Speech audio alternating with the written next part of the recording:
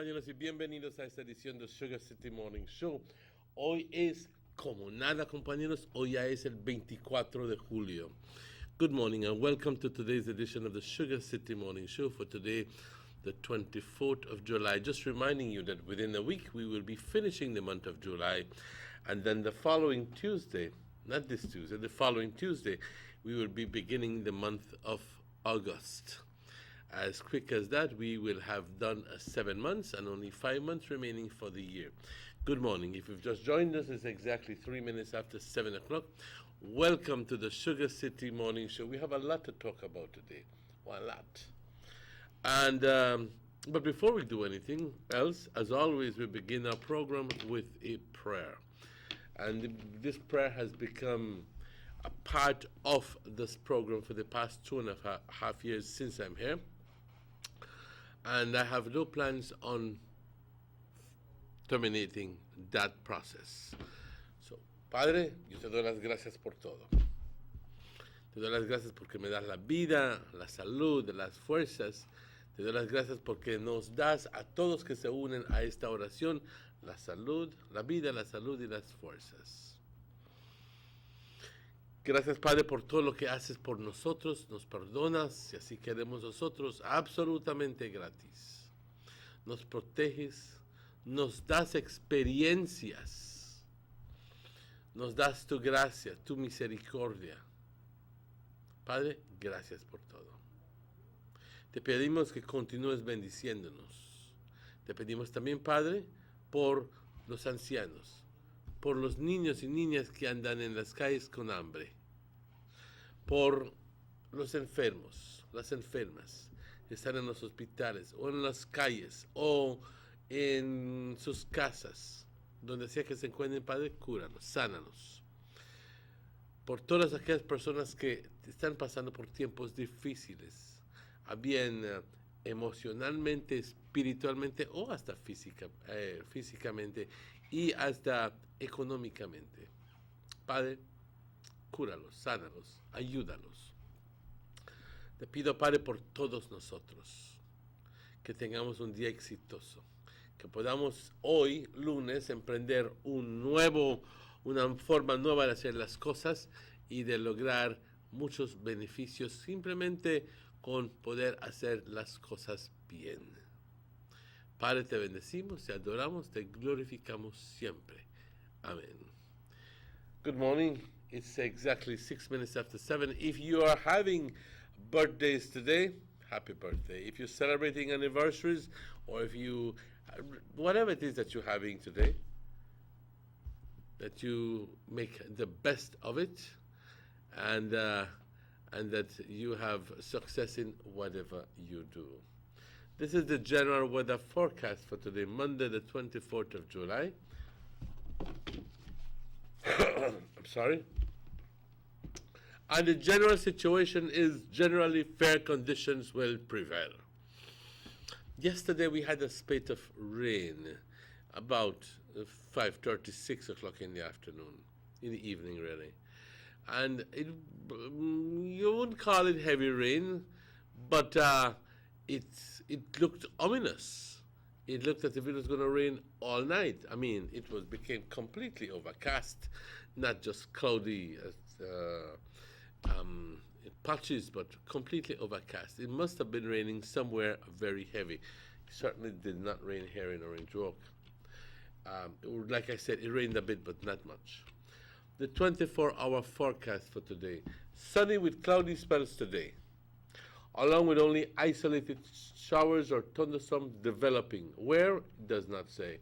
Partly cloudy tonight with a few showers or thunderstorms over the extreme south. Winds blowing from the east at 10 to 20 knots. The sea stayed choppy.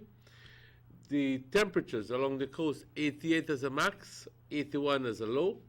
Inland, 94 as a max and 74 as a low.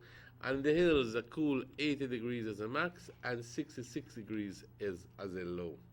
The outlook, generally fair, with isolated showers and isolated thunderstorms on Tuesday. Then a slight increase in showers over the south and coast Tuesday night. There's a high tide this morning at 21 minutes after 10. followed by a low tide at 5:16 this afternoon, followed by another high at 11:34 tonight, followed by another low, second low tide at 4:49, but that is until tomorrow morning. The sun sets today, ladies and gentlemen, at 6:29. We've noticed it has progressed one more minute. It was 6:31, 6:30, now 6:29.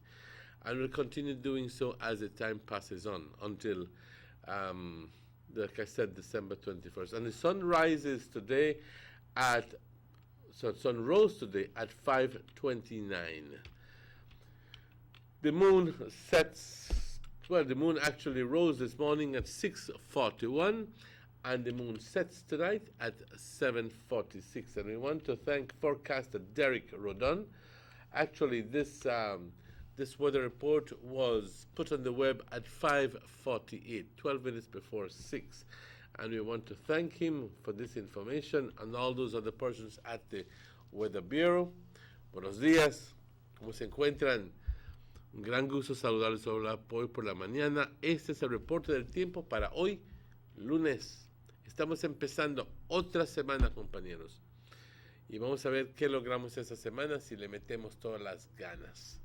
Hoy es lunes y la situación general, buenas condiciones. Vamos a estar pasando por buenas condiciones para el día de hoy. Generalmente, tiene que haber algo para condicionar las buenas condiciones. Para las siguientes 24 horas, soleado. Vamos a tener periodos de nubosidad, sí. Final, estamos en julio. Y vamos a tener chubascos aislados o tormentas aislados desarrollándose. No indica dónde van a caer estas lluvias, pero me imagino que no hay certeza acerca de esto. Parcialmente nublado por la noche, con algunos chubascos de tormentas sobre el extremo sur del país. Los vientos del este de 10 a 20 nudos, el resto del mar agitado. Temperaturas por la costa, una máxima de 88, una mínima de 81. En el interior una máxima de 94, una mínima de 74. Y por las colinas, compañeros, una máxima de 80 y una mínima de 66 grados. Habrá una marea alta a las 10:21 hoy por la mañana. Habrá una marea baja a las 5:16 hoy por la tarde. Habrá otra marea alta a las 11:34 hoy por la noche. Y habrá otra marea baja a las 4:49 mañana por la madrugada. El sol salió hoy, compañeros, a las 5:29. El sol se oculta también hoy por la tarde a las 6:29. La luna salió a las 6:41 hace poco, 25, 19, 20, hace media hora exactamente. Y la luna se oculta hoy a las 7:46, 14 minutos antes de las 8 de la noche, cuando la luna se oculta. Le damos las gracias a Derek Rodon por esta información. También le tenemos que agradecer a nuestros patrocinadores, al señor Germán Vega, al señor honorable Gaspar Vega, al señor Eduardo Vega del Venque Vegas Distributors. También queremos darle gracias a los señores dueños de A&Rs, de Rapidito Loans, de Gillett's Meat Shop, Aqualife, La Immaculada Credit Union, también Belize Tourist Board, Government of Belize Information Service. Compañeros, yo creo que esos son los que tenemos actualmente, pero si usted le gustaría anunciar con nosotros, con gusto, contáctenos y con gusto iremos a su lugar y tenemos unas tarifas de maravilla, excelentes. No hay un medio de comunicación que pueda cobrar menos que nosotros. Así que, y nuestra cobertura es extensa. Nuestra señal se ve desde Corozal hasta Toledo, desde Benque hasta San Pedro. Y obviamente si no tienes cable, no hay que preocuparse. También ves nuestro canal gratis por aire aquí en Orange Walk y en áreas circunvecinas. Entiendo de que hay un radio, bueno, así es, sí, de aproximadamente 10 a 15 millas donde puedas ver nuestra señal, absolutamente. Así que nuestra señal se extiende, Yocriqui, Nigras, San Esteban, bueno, San José, San Pablo, San Luis, todas estas áreas, hasta en Corozal también y en ciertas aldeas en el distrito de Belice. Así que, compañeros, vamos a una pausa cuando son las 7:14 minutos y estaremos de vuelta con ustedes tan pronto estos anuncios de nuestros patrocinadores. Vamos a eso. The first two phases of the Hummingbird Highway Rehabilitation Project from the Belmont Roundabout Junction to Saboon Bridge and Alta Vista Bridge to Dangriga Town has already made a remarkable difference for commuters and residents alike. These first two phases are a $16.5 million investment by the government of Belize. Under this project, the highway is being rehabilitated through improvement of the road pavement to create a safer environment for the public. Improvements, especially in the areas that pose a high risk to motorists, include the introduction of paved road shoulders, high visibility line markings, reflective road studs, bus laybys, and other features that will bring the entire road segment in line with internationally recognized standards. Additionally, the replacement of the existing single-lane bridges will reduce road user risks. These improvements will increase economic, tourism, and agricultural opportunities, further encouraging the social development of Belize, particularly in the south. The government of Belize, moving Belize forward. Man, this virginity really got me confused. Can you figure it out by my data? Yeah, I know, right? Mine need to work as fast as I may expect it. And listen, guys, nothing complicated about Digicel 4G LTE. In fact, Digicel just made it easier to buy data. All you need to do is send a text message to 400. And in the body of the text, have the amount of data you'd like to buy. That's all. You put this to your phone. You will never get 4G LTE for this 2G bucket. You also need to have an APN. Why go down to a BTL office and get yourself a Digicel 4G LTE capable device. And until then, you will feel the rush. The who's para allá,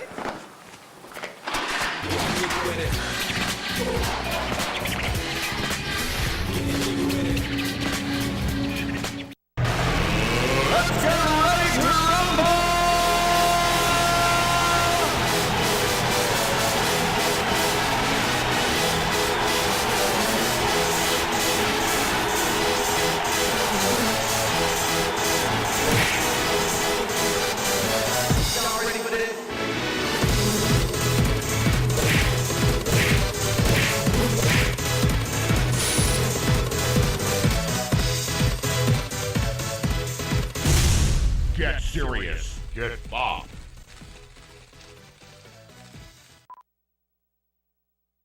Tienes 8 cilindros. Eres adrenalina disfrazada de aleación de aluminio a 8000 revoluciones por minuto. Así como así.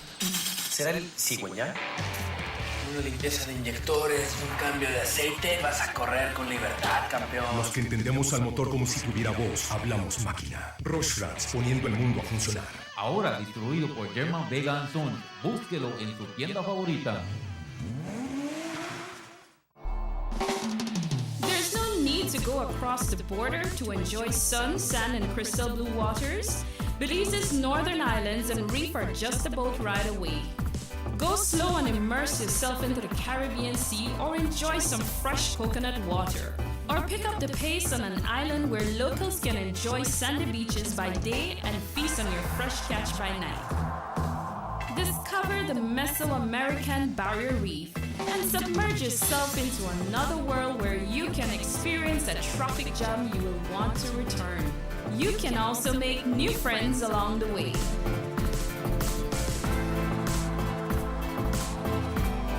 Belize, where you can discover how to be a Belizean traveler.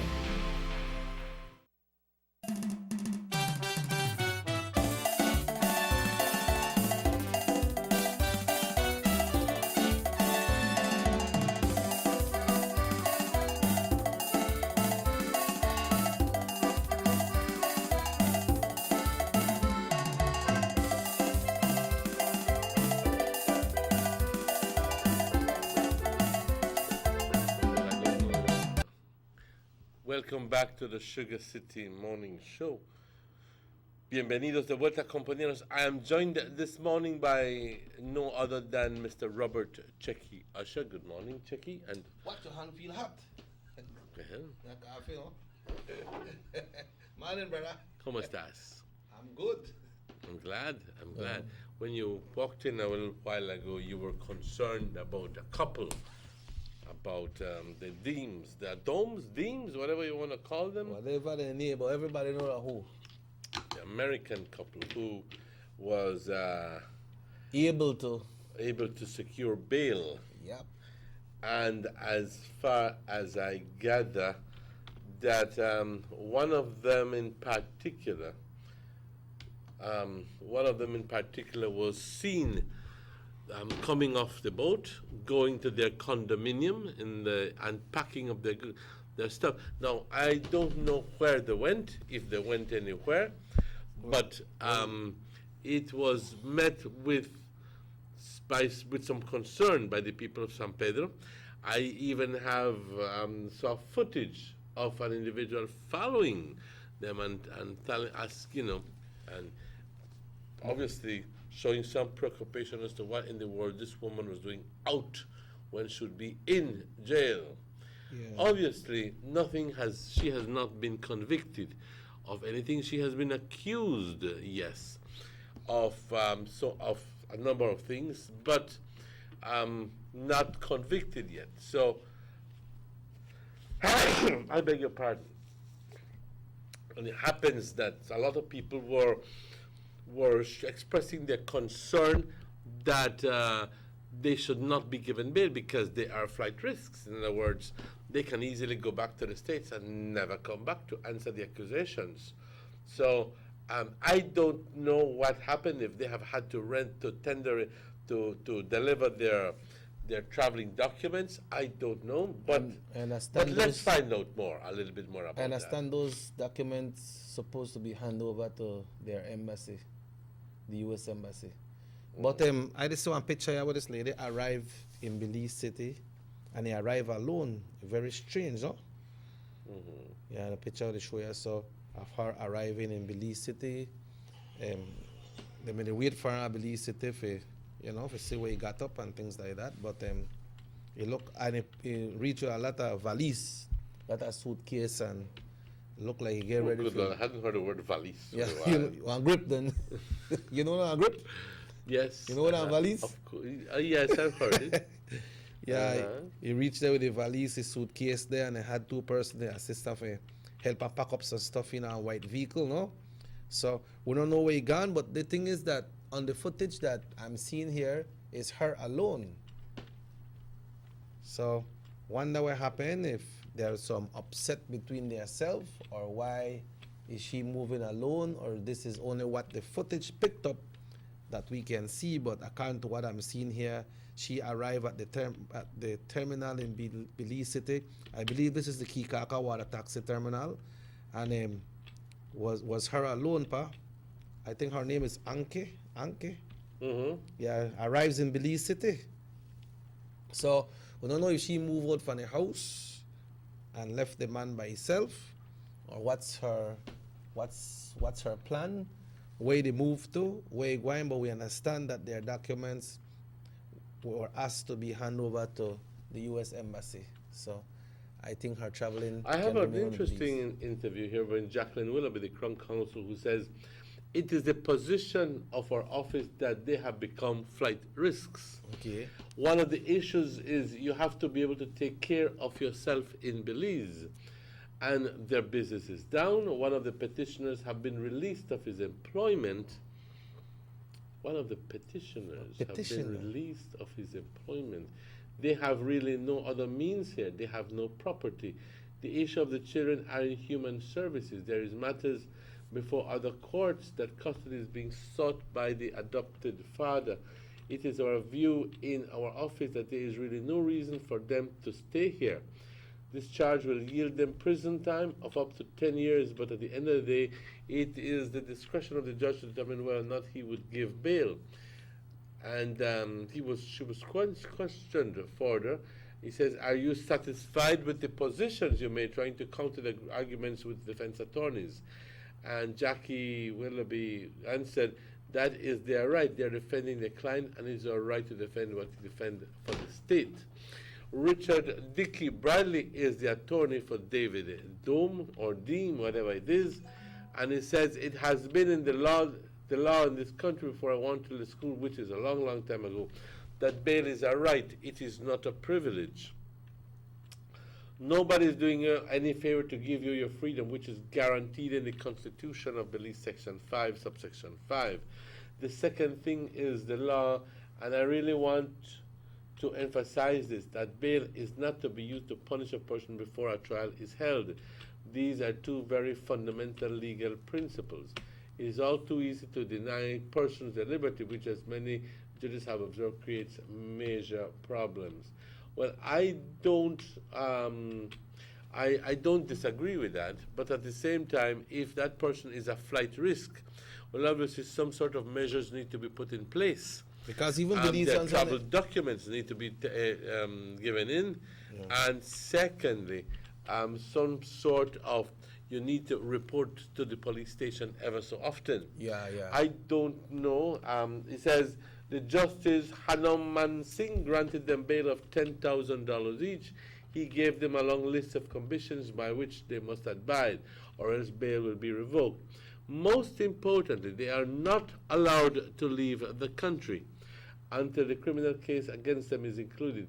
There is also the specific condition that they must hand over their travel documents to the U.S. Embassy to be retained until the charge of cruelty to the child is concluded. Also, as if I knew, they must report to the Queen Street Police Station every Monday, and they must attend every adjournment of the case against them. While the judge was trying to find out which police station they must report to, the attorneys told the court that it is best that they report to the Queen Street Police Station because the couple has moved out of San Pedro. We're told only that Anki Dohm managed to meet bail through a bail bondsman this evening, and it's expected that her husband David will do so on Monday. That explains the reason why it was only her. She met bail. Her husband is still in jail. I understand. I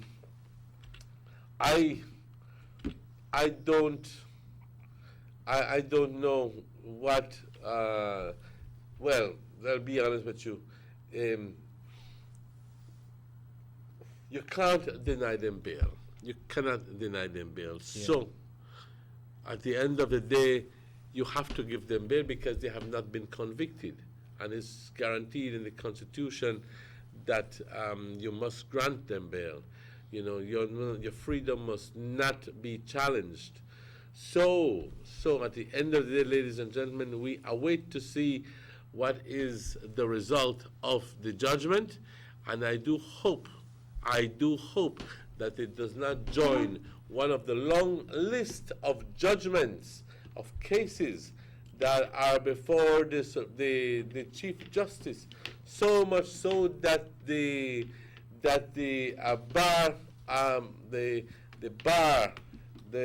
lawyers who form the Bar Association of Belize have even gone forward to ask for the resignation of the Chief Justice.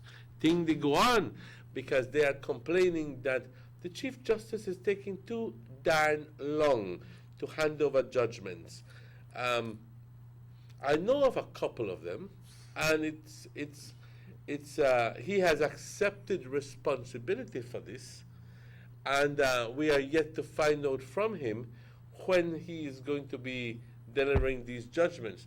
But it turns out that they are in excess of 15, 20 judgments, maybe even more. And that shouldn't be, because it happens is that the people who are involved in these cases, and obviously have even been put to jail, remanded, are awaiting some sort of judgment.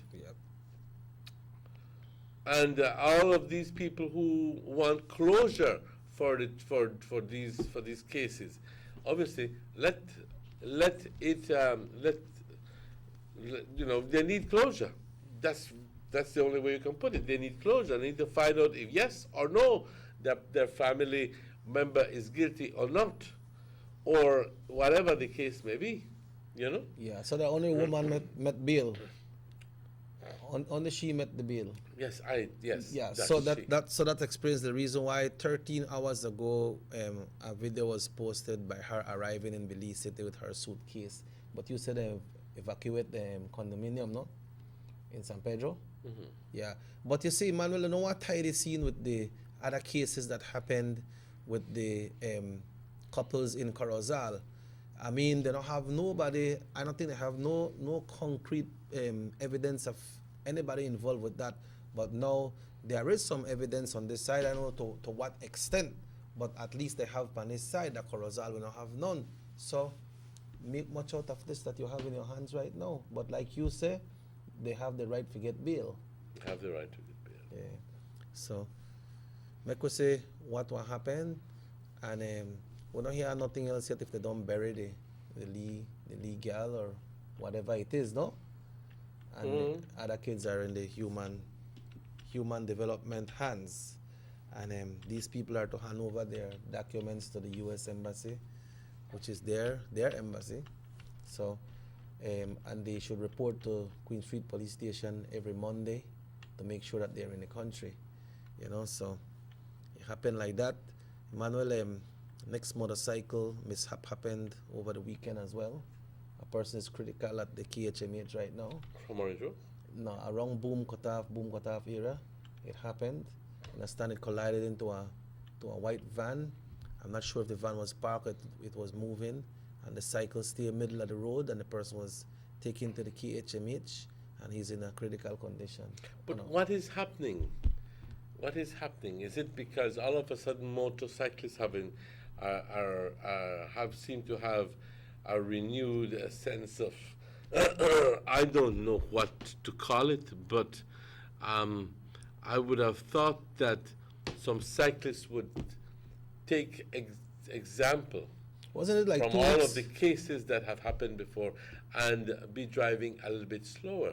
But much to the contrary, it seems that they have, a lot of them saying, oh, eso no le pasa a todos. That only happens to them. That will not happen to me because I'm a hell of a good driver. But you can be as careful as you want. Of course. But then they have other. Of course.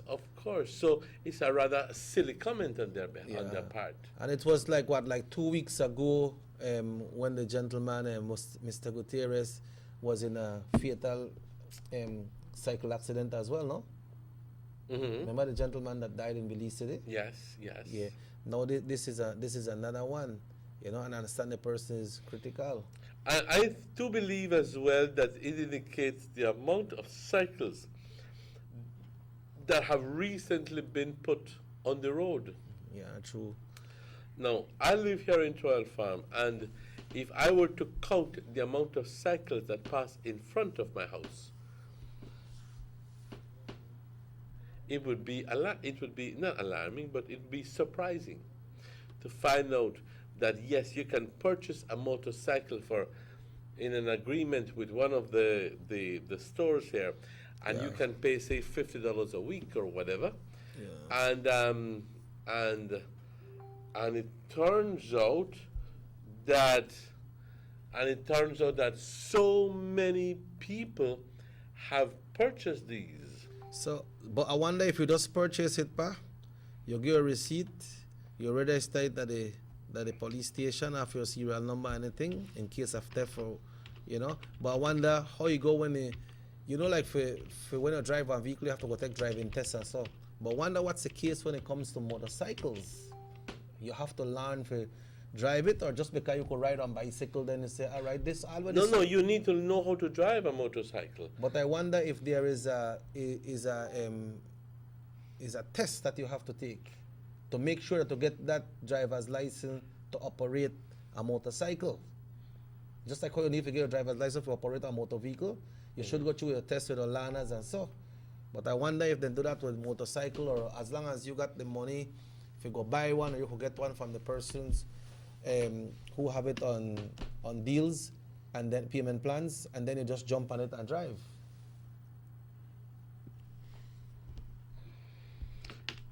I don't. I would obviously, after you purchase your motorcycle, you have to get your license. You have to get the license. And obviously, you have to convince the people that you are adept at driving, manipulating this thing. Yeah. And I don't know if the system is such that. I don't know if the system is such that it permits people to pay $50 or $100 and get a license. I don't know. Well, we hear so much things that happen with that you don't really know. And why some of them people were there on their cycle, a lot of them feel like they could just bolt through traffic how they want, you know, because they're cortina. So, and it's very dangerous, man. It's dangerous for them and for the persons who they drive and the pedestrian as well, because when you cut in, maybe you cut right out or knock into somebody. So that's now an easy machine for make you operate, and unfortunately what happened for the weekend, we hope that person will survive. And it's 26 away from 8 Emmanuel. I know we have a lot to discuss this morning, you know, and I understand Mr. Vera never get a bail again. No. I think this was like his second or third attempt.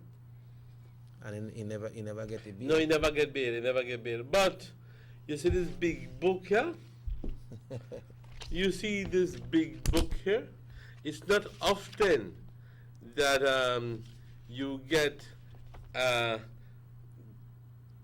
report from the credit union that is as thick as half an inch. And this is this, you know. And believe me, it's a report of the Consolidated Annual General Meeting, 67th and 68th. What we had on Saturday was the 69th, I believe. Yeah. This is the report on the 67th and 68th General Meeting. So there is a reason why it's 2 in 1. Oh yes, because right. You know, so make we take a little break. Of course, let's take a break. We'll come back. And then we will come back. Monday morning, Emmanuel, and this is the third week in July. This is the 24th day of July. 24th. Within a week, we will have be finishing the month of July and beginning the month of August. August. Happy days in August for me because it's my birthday. What? Oof. Not in the beginning. I won't declare exactly when. You have to tell that women so go set up and bash. Well, I'll tell you that. All right, good. Get something nice set up. But we will take a break, ladies and gentlemen, and we will be right back. Because we want to get into this annual general meeting. Both of us are members, and we are privileged to talk about it. We'll take that break. Everybody wants a clean and healthy family. That's why they purchase the best food products and the cleansing materials. This time, we give you a bigger size of La Costeña products like the mouth-watering fried beans and the pasta sauce. And surely for your clean laundry, we have the breathtaking aroma of Ensueño Max Suavitel. Even your visitors will ask what you clean your floors and restrooms with. And you can boast it is the variety of Pinol products and Sultan Muriatic acid now in 900 milliliters. And much more for the best prices only at German Vega and Sons Imports. We serve you at number 5 San Antonio Road, Orange Walk Down. You can even call us at 322-3625 or 322-2672. Or you can even send us a fax at 322-2571 or email us at germanvega@btl.net. German Vega and Sons Limited, because we care for you. The sunny days are here, and whether it's for a picnic or in your kitchen, you need the meat. Gillette's Meat Shop proudly offers a variety of juicy cuts such as processed meats, ham, bacon, salami, longaniza, and sugar cure ham, just to mention a few. Enjoy our meats in beef, pork, and mutton. So for that healthy cut your family enjoys, visit us at number 18 San Antonio Road in Orange Walk from Monday to Friday, 7 a.m. to 12 p.m. and 1:30 p.m. to 6 p.m. Saturdays, 7 a.m. to 12:30 and 3 to 5 p.m. Sundays, 8 a.m. to 11:30 a.m. Place your orders at 322-3486 or 322-2175 or even 610-4061. Send us an email at DerekGillett31@gmail.com. Gillett's Meat Shop. Fresh and processed meats. They see what no you're living, always a star. Yes, you live in color to the limit, large and in charge. Yes, that's why you rock with Busta. Refreshing range of colorful flavors. Always a star, never the audience. You run things never run yours. Yes, you are the life of it, not just a part of it. Your life is never black and white. Live in full color, Busta.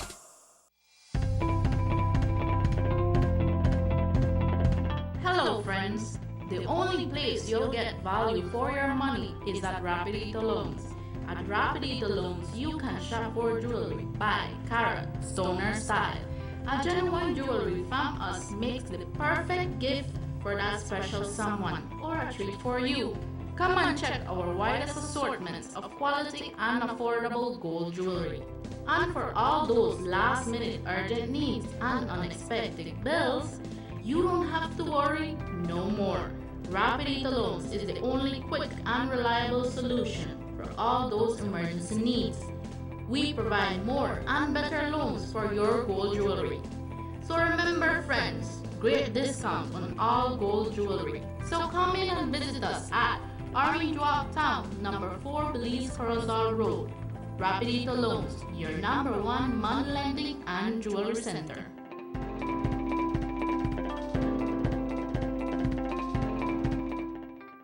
The Philip Colton Highway between Belize City and the Philip Colton International Airport is getting a major facelift to the tune of $31.5 million. Section A of the highway upgrading project between Haulover Bridge and PGIA is near completion at an investment of $13.6 million. Works include construction of retaining walls to prevent erosion, widening of the road cross-section to include paved road shoulders, pavement restoration and resurfacing. The project also includes installation of LED road lighting and safety features such as signs, reflectors, road marking, and improved visibility through the clearing of the road reserve. The government of Belize, moving Belize forward. This house got Wi-Fi or what? Buy the word about Wi-Fi, we go for party! You only live once. You've got to live in the moment and make the most of each time, because once it's gone forever. That's why I love my Digicel 4G LTE mobile data. Hey, you know the Wi-Fi password? I am always connected. I can share my memories with everyone. They always know what's happening. You know who hosts this? You got a Wi-Fi? Not have to be like Bali here and they try deep Wi-Fi. With Digicel 4G LTE, you can share whatever you want, whenever you want. You never have to wait for Wi-Fi. The bigger, better network. Digicel. What? Finally I get Wi-Fi.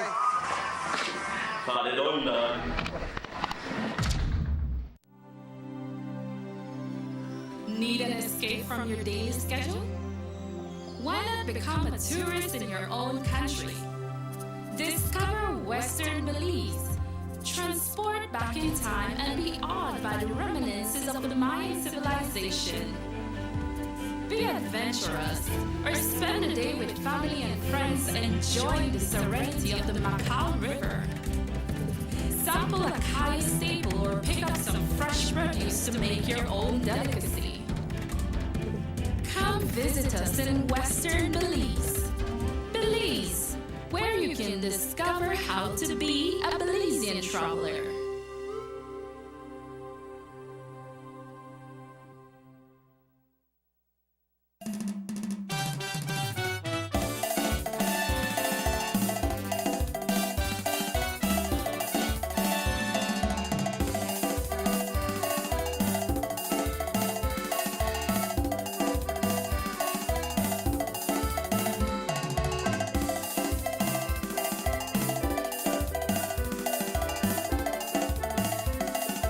Welcome back to the Sugar City Morning Show. It's exactly 16 minutes before 8 o'clock on a beautiful Monday morning here in our beautiful Orange Walk.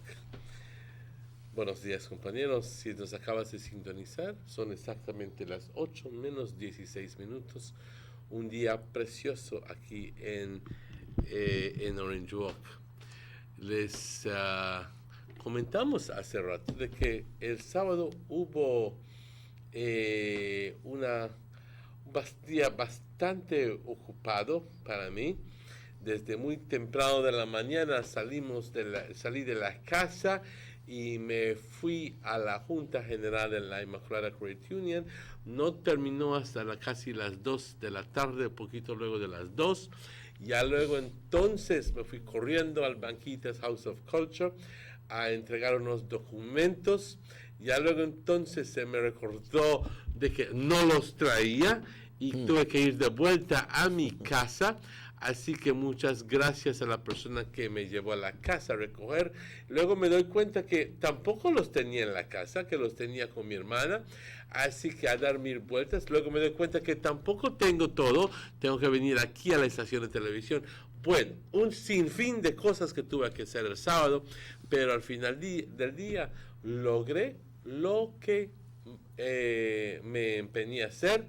Y estuve yo de vuelta en Banquitas luego de las 3 y muchas gracias las chicas estas en Banquitas por darme la atención, porque ya era casi las 4 y pico cuando me salí de ahí. A whole lot you had to do. Oh yes, and after that I went over to a friend's house and well, that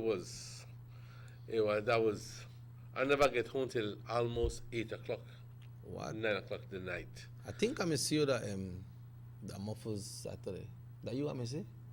But of course you saw. What do you mean you think? I thought I saw you. You spoke with me. You went over to my chair. You spoke with me. Hello? Did I? Of course you did. Man, it's too young to get Alzheimer's. That bad. I just want to make sure I see you. I know. No, we were there. I know you're kidding. We were there. You're kidding. Yeah, we were there, ladies. It was well attended, Emmanuel. Oh, it was well attended, and I think that above all, I must congratulate all the staff of La Immaculada Credit Union, all the management of the La Immaculada Credit Union, all the directors and committee members of La Immaculada Credit Union for putting on the annual general meeting in such a successful manner and presenting to us, correct information, and above all, being a very honest and forthwith with the information that they have encountered. So it's not and I'm going to go straight up to the top, what you call it. I think that in previous years, when we used to receive the financial balances and all these reports, they were rife with errors, to say it very mildly. You know what I mean? When the general manager spoke, Mrs. Yade Urbina, she spoke about something that disturbed me in a way as a member, no? She spoke about some persons that stopped paying their loans. Well, yes, that is of major concern. For what reason, I don't know, but I don't think she was at the liberty to call their names, but the person should know who they are. That the ones that would just decide to stop pay. But if you owe somebody, how you just decide to stop pay? You sign an agreement when you make one loan, not only because you're a member, you have your shares there, but if you go to the bank and you make one loan, you have to pay. But in most cases, most of these loans are not guaranteed. In other words, they are not covered. Sometimes you may have $5,000 in your account, and yet you have an account of $50,000. How did this person manage to get a loan? And I'm not telling you that that is the case. I'm not using any one case as an example.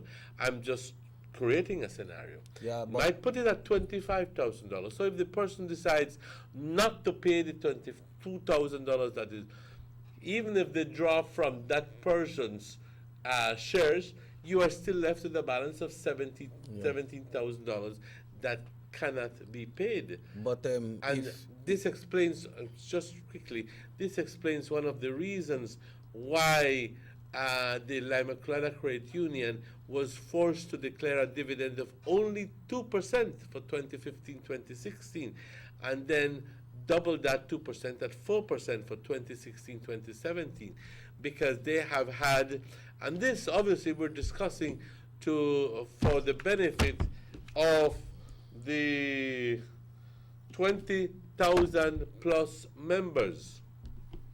20,000 plus members who who did not attend the annual general meeting, because there is a membership of 25,000, almost 931, almost 26,000 at last count, and I would believe that there were about 2,000 people at the annual general meeting, and special provisions for quorum are adhered to, and but then 90% of the membership doesn't go to the meetings. So, and they need to be informed. And I'm sure that a number of people who are members are listening to this for the very first time. Ladies and gentlemen, I would like to say that it was some very trying times for the Lima Colada Credit Union, and that I'm very, very glad, and we should all be very glad, the fact that we still have a credit union. And that is that we have to be thankful to the management and board of directors for taking the correct actions, because, and at the correct time, the intervention was very timely, and they have I do believe that they need to be congratulated. You know, Yadi is doing a fantastic job there, and I do believe that the Democratic Credit Union is on the road to becoming larger and stronger, despite the fact that there is a number of loans that have become delinquent. Now, there was a little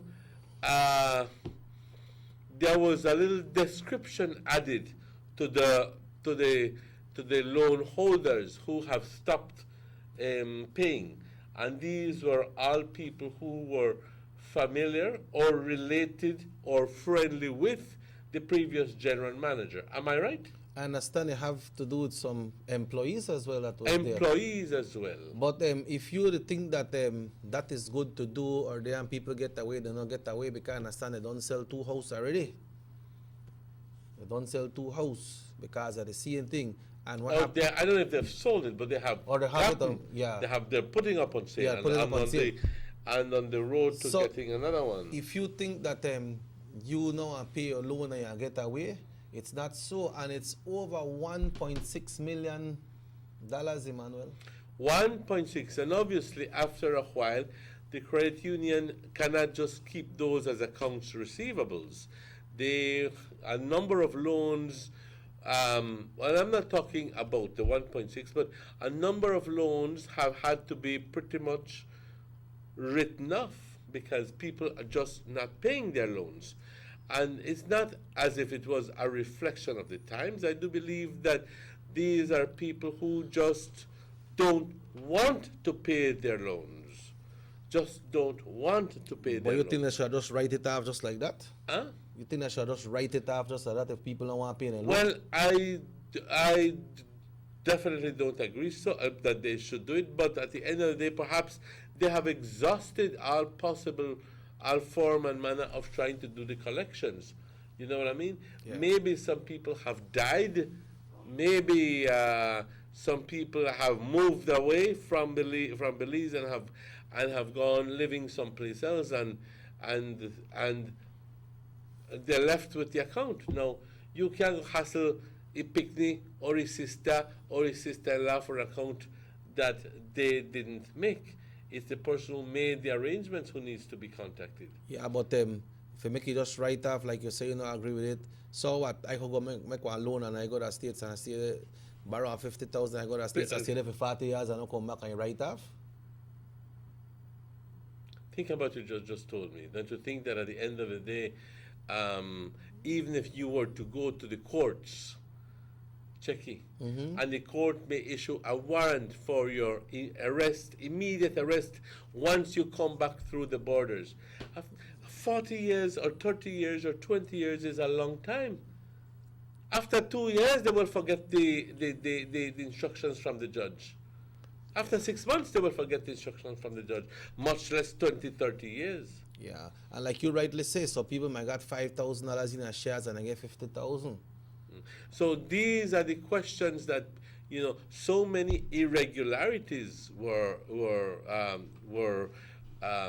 were informed of yesterday that people were getting, sadly so, because people are getting loans regardless of the amount of shares that they have.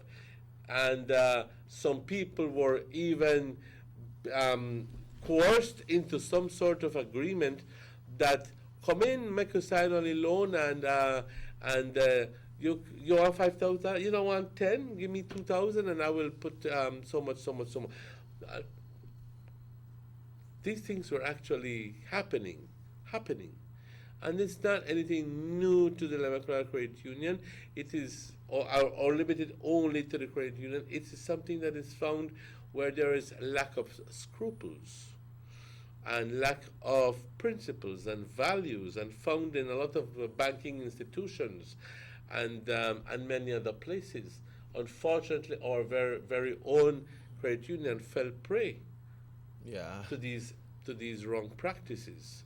So I would like to congratulate the board, the management, and the staff for being on top of it. I'd like to also congratulate the external auditor, my good friend, Mr. Mark Hulse. Who was present.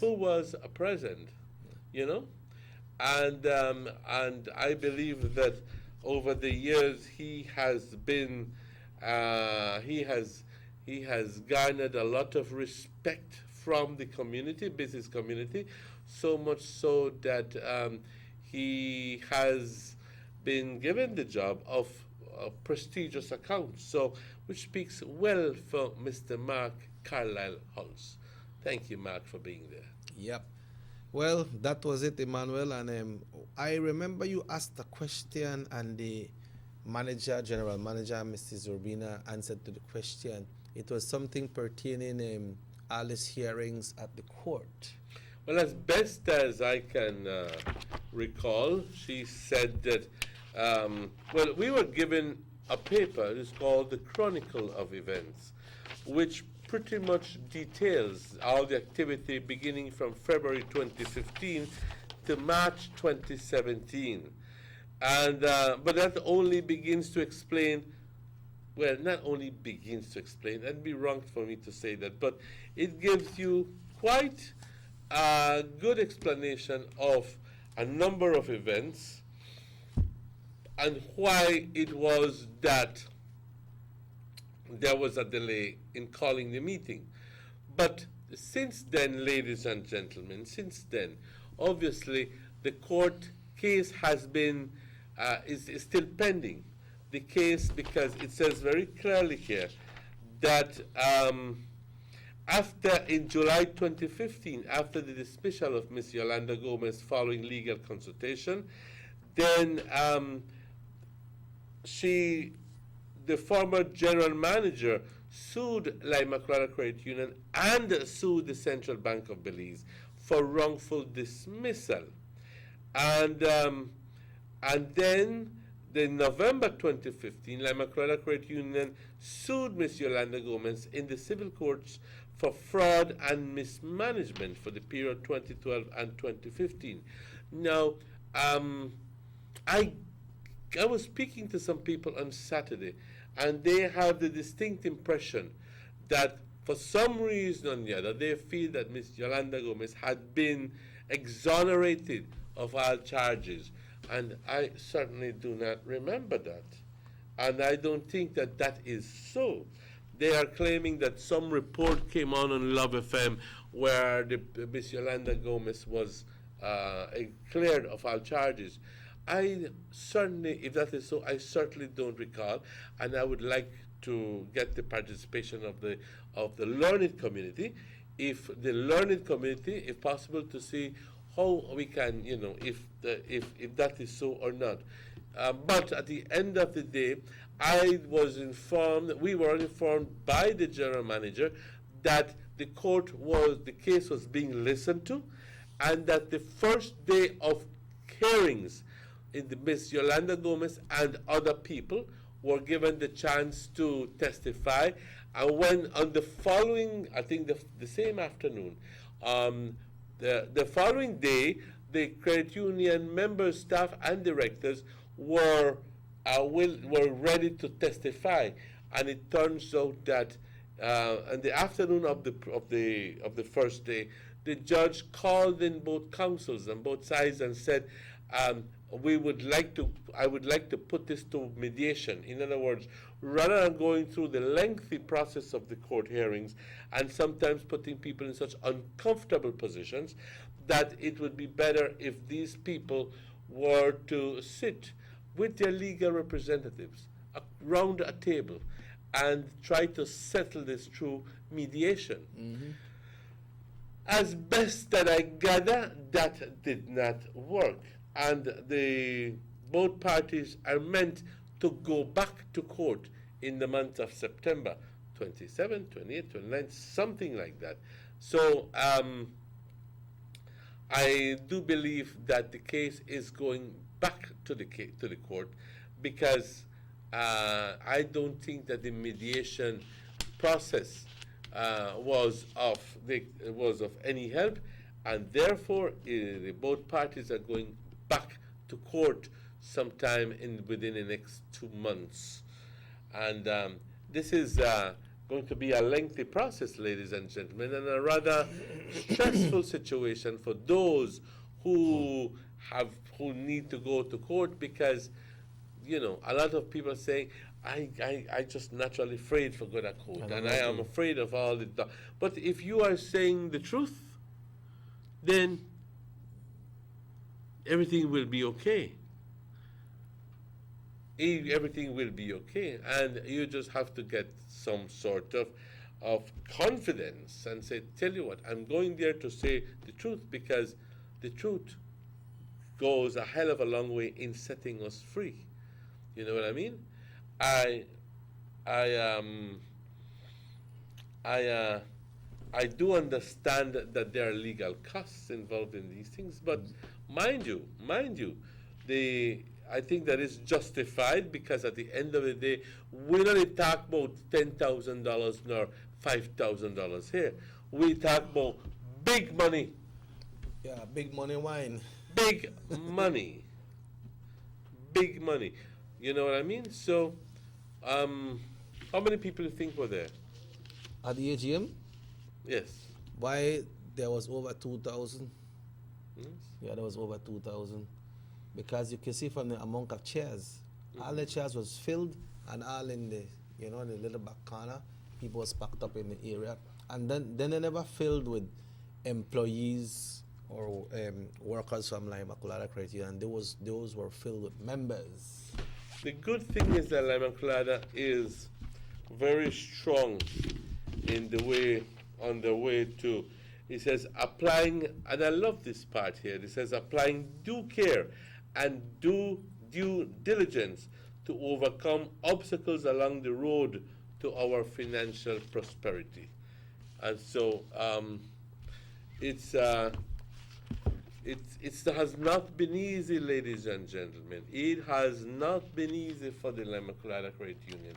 But I am sure, positive, as I'm sitting in front of you, that Lima-Colada Credit Union will overcome all those difficulties and will continue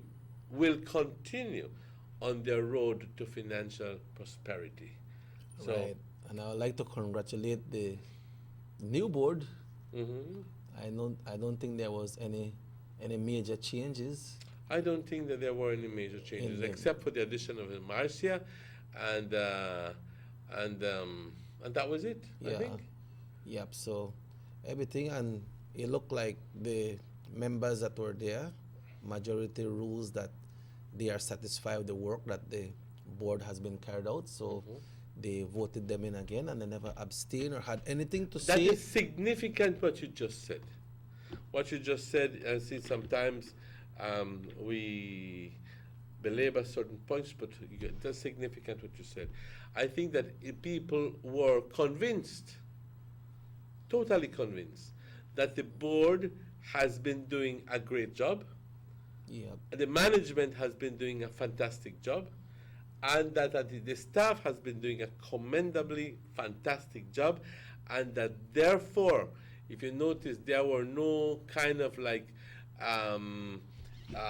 nominee?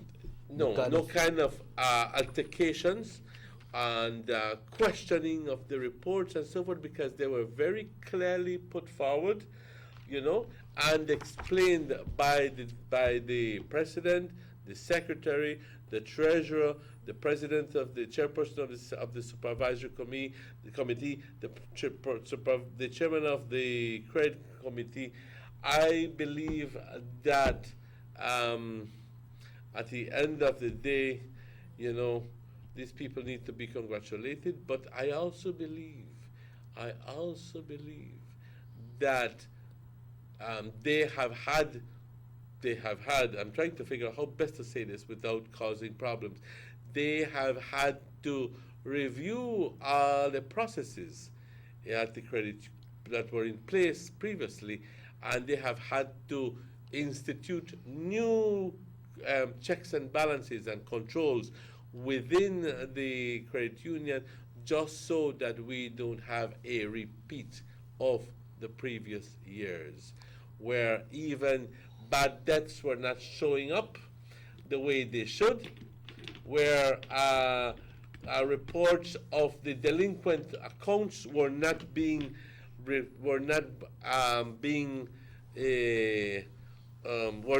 correct. In other words, certain accounts were just not tagged to the reports, just so to be able to show good balances. Yeah. You know what I mean? So, mira, todo está muy bien. Oh, no, the accounts receivable is manageable, this and this. And it turns out that the truth is a different thing. Yeah. The truth is a different thing. And I think that Yadi was very, very, very straight up when she said, we prefer to give you the figures as they are. Yeah. And let's build on that. And that's what they did. Thank you, Yadi. Thank you That's very what much. they did.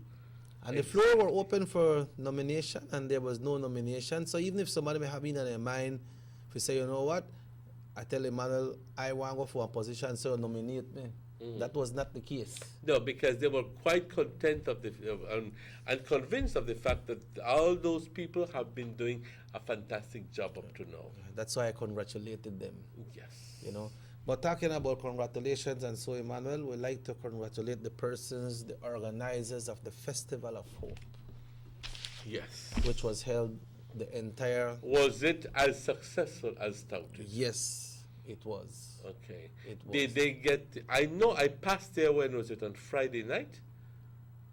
Was it Thursday night?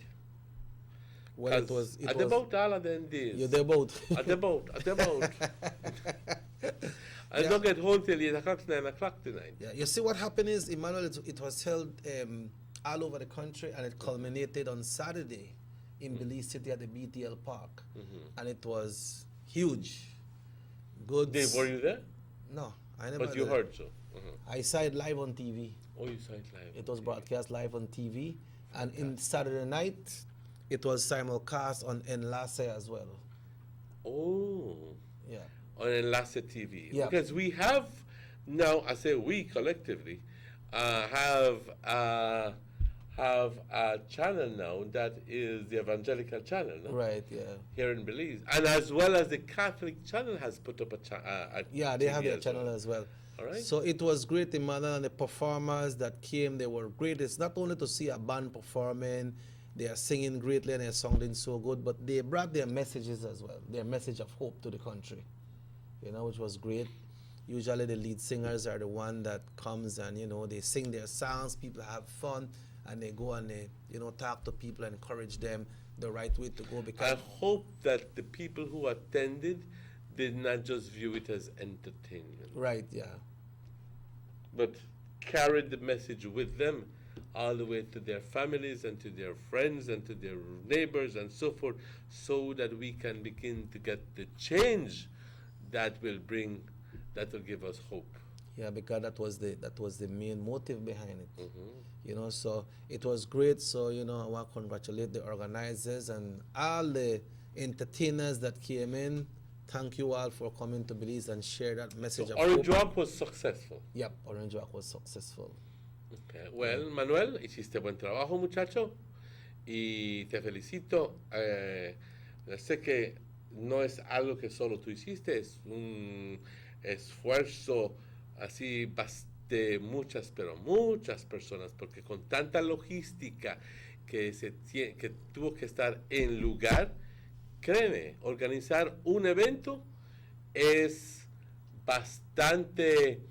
está lleno de bastante retos, pero para organizar toda una semana de actividades, pues yo creo que merecen todos muchas felicitaciones, y se los envío a todos ustedes, y ojalá y que estén contentos con lo que sucedió. Yeah, so congratulations, Manny. Congratulations to everyone who attended, to the organizers. I'm sure that something good came out of this, you know, and that's the main reason, the Festival of Hope, Festival Esperanza. Festival de la Esperanza, sí. Yeah, so thank you all so much, and on that note, Emmanuel, it's 11 and a half minutes after 8 o'clock, and it gives us the privilege to take a next break. Another break. We'll be right back.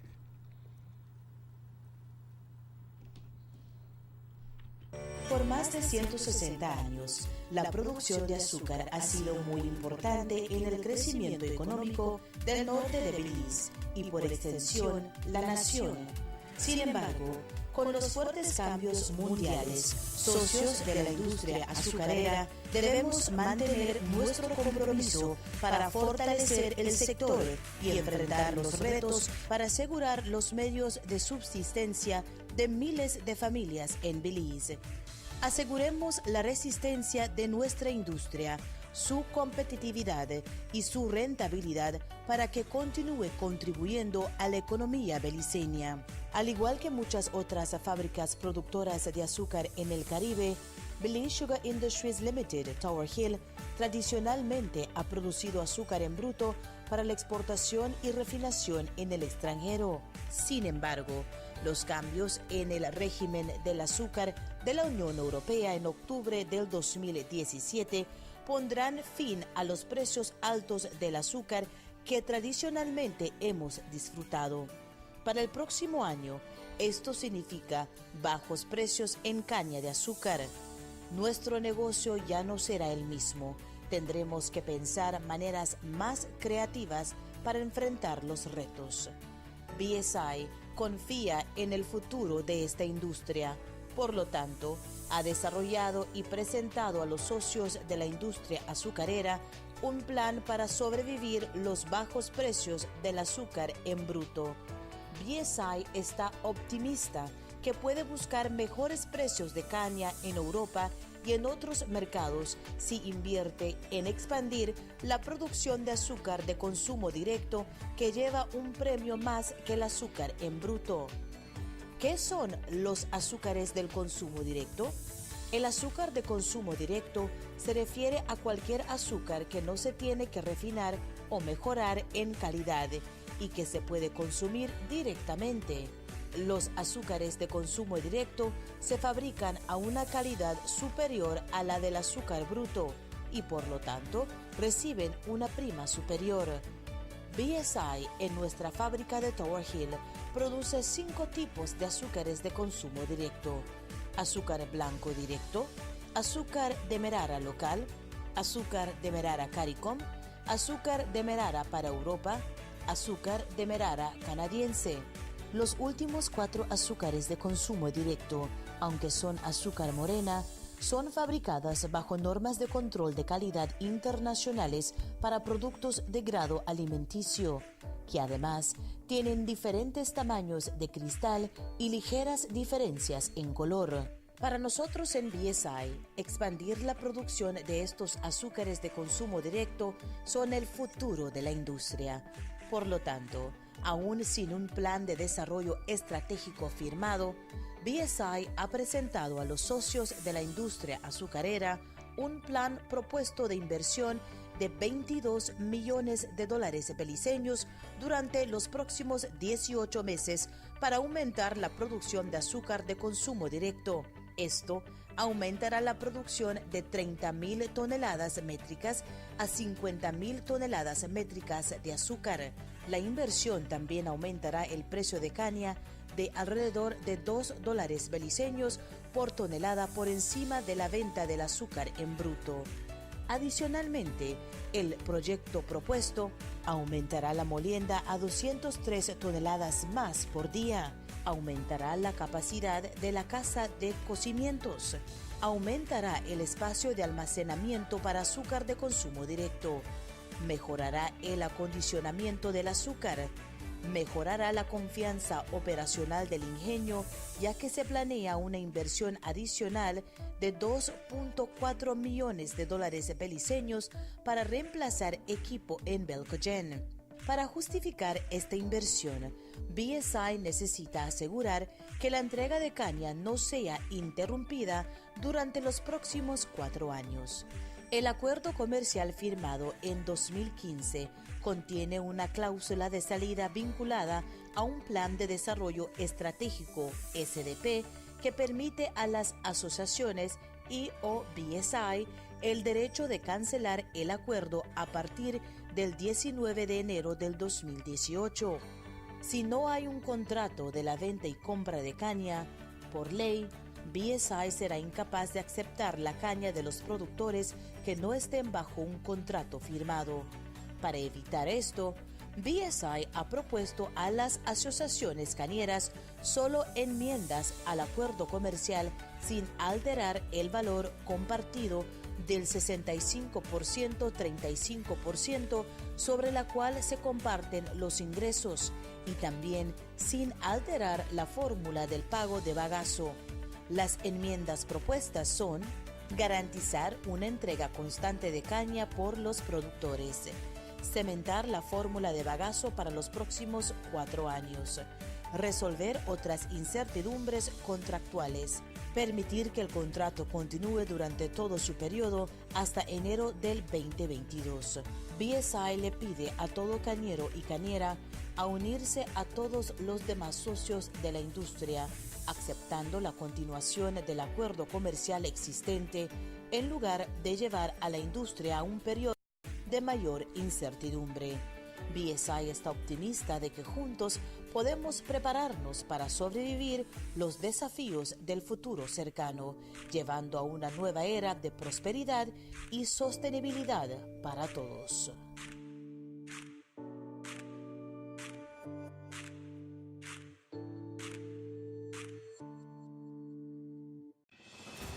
The new Belize City Civic Center is taking shape at the foot of the Belcan Bridge and is expected to be completed by December 2017. This multi-purpose mega facility will boast an air-conditioned interior with a seating capacity of 4,500, a FIBA-certified wooden main court and 3 practice courts, offices, media boxes, and multiple locker rooms. Another basketball court with 24-hour access to the public and parking for 200 vehicles.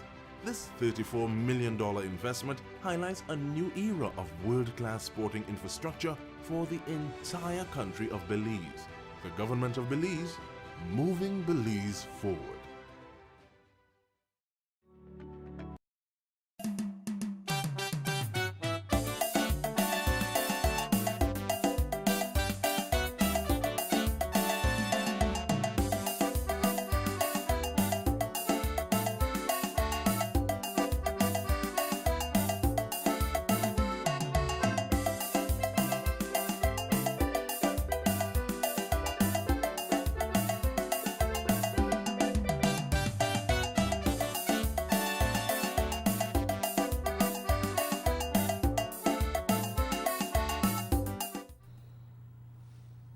And welcome back to the Sugar City Morning Show. And it's exactly 20 minutes after 8 o'clock. Muy buenos días, compañeros.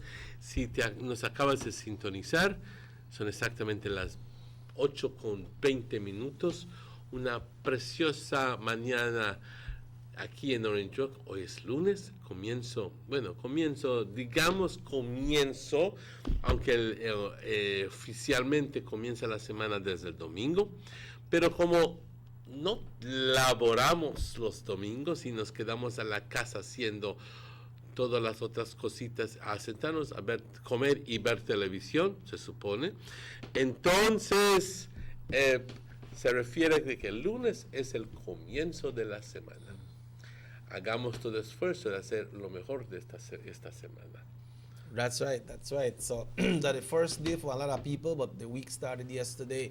And like we mentioned, Emmanuel said next week we will be entering the month of August, which tells us that we have 1 month and a little over to go for the transfers of registered voters.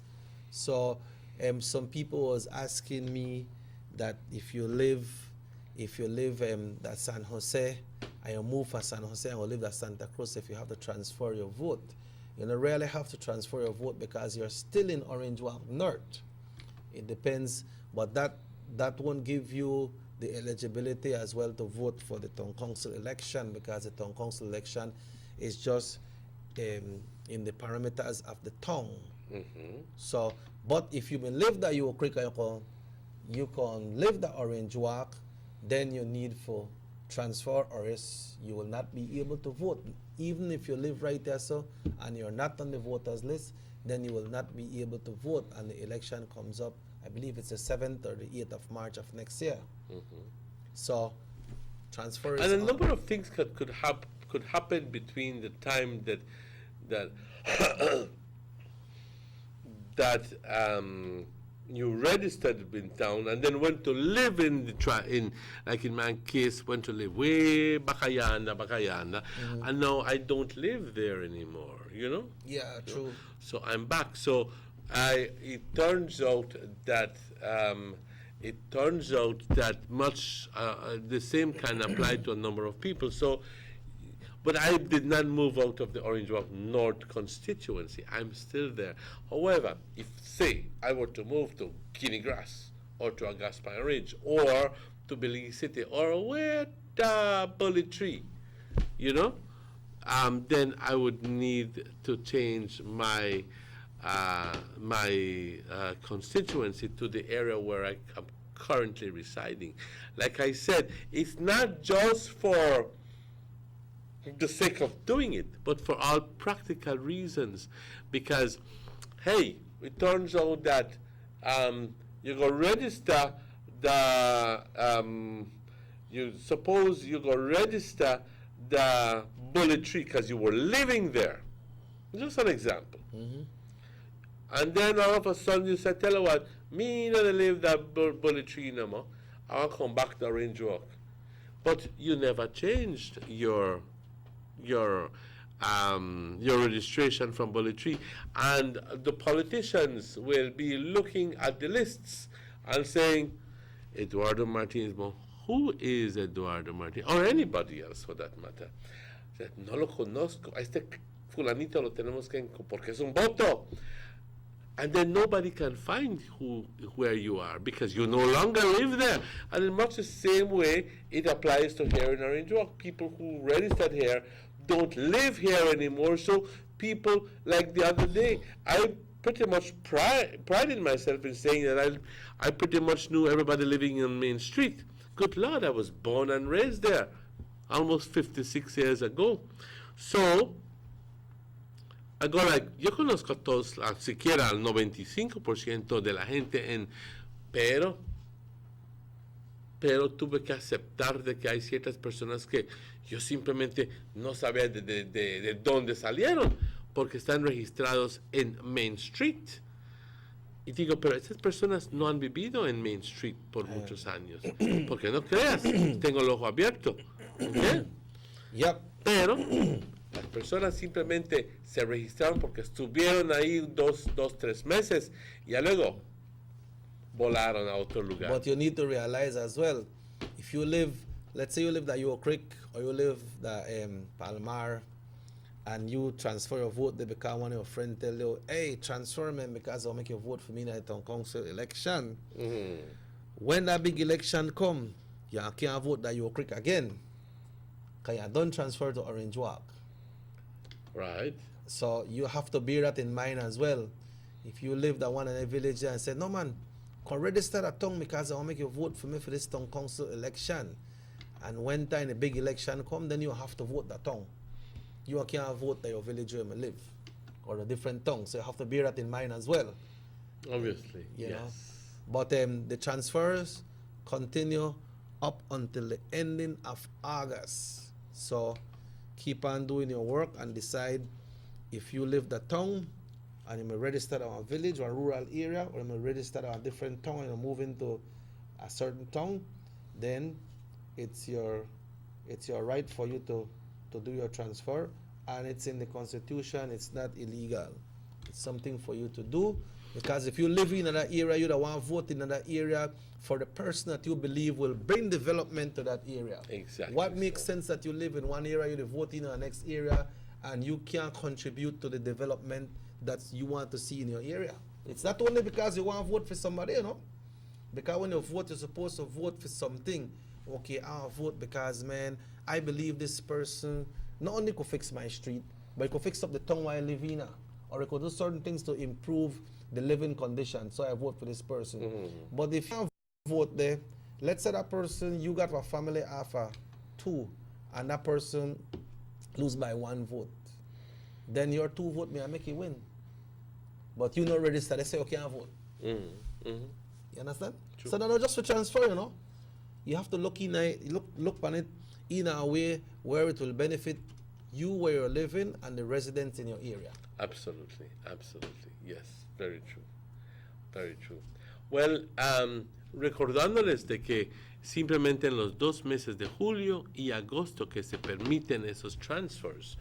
Así que les invitamos que por favor, si es que no vives en el área si vives en el área de Orange Walk, pero está registrado, sabrá Dios dónde, en Punta Gorda, o en Toledo, en Dangriga, o en el Benque, o en Corozal, pero vives aquí, entonces regístrate aquí, ¿ok?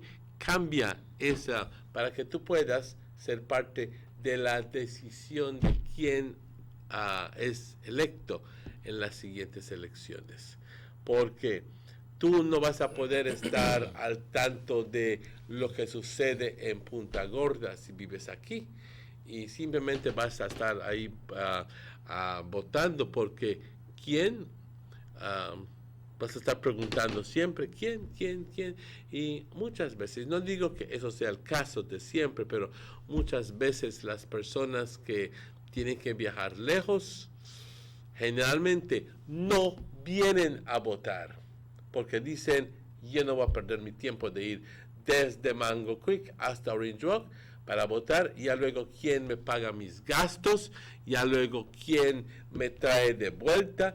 Esos benditos políticos nunca me van a dar lo que yo gasté, y por lo general, si no estás bien conectado, eso es lo que generalmente sucede. And it's important that we are mentioning this, Emmanuel, because someone just sent a text and asked, can I use my social to vote? That's why it's important that we are saying you need to register. Well, once you have been registered and you have your card. Maybe you don't have your ID card. Yeah, and you have your ID. You have your ID card. Your name is registered in the system, and maybe you lost the little voter's card, and then the day of election you can't find it. That no means you can't vote. Of course you can vote. You take your social security card as proof of who you are. As proof of who you are. And then you go in and you say, tell her what, I am such and such a person. Are they in a big book? Just look for it. My name is Fulgencito, whatever it is that your name. Exactly. And they will look for it, and they will look at the binder? photo, at the binder, and at the photo that you took when you registered, and obviously good sense will prevail, because you can't change your looks. You know what I mean? But only with the social and not registered, then you cannot vote. You cannot vote. No, you need to have been registered. You can't just go and say, my social security, I want to vote. No. You need to be registered.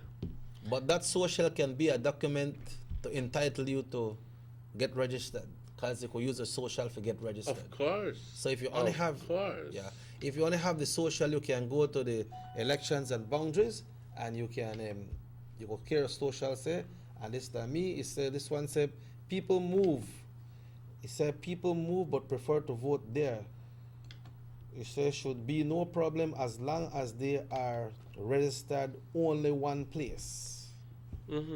Right? All right. You need only to register one place, because the thing is that many people say, tell you what, I will register with the name that with me, because some people for some reason or the other end up with two names. That happened with you. So I'm going to register the PG under this name when nobody know me, and then I will register the Orange Walk with such a what you call it. And obviously it takes the political will to do that. You know what I mean? Yeah. Because anybody who would like to do things right would say, I only register one time. But that's going a little bit far ahead of yourself. Yes, yeah. You know how much boats have to come out from San Pedro every year when they have elections, Emmanuel? And not going in, coming out, because they have a lot of workers at San Pedro. Then people work and they live there, but they're not transferred. They say, some of the Orange Walk and Corozal who work in San Pedro is not funny. Yeah, they say, no, I know I changed. I know I changed my registration because I vote for my representative because he treat me good, he take care of me good. So when that day come, they have to jump on a boat for San Pedro, reach a Belize City, then jump in on a bus, catch a bus to Orange Walk, vote, jump back in on a bus, jump back in on a boat and go back to San Pedro. But that's when they are loyal to their representative or to their political officer. They say, I have to go vote for him. So I know a transfer.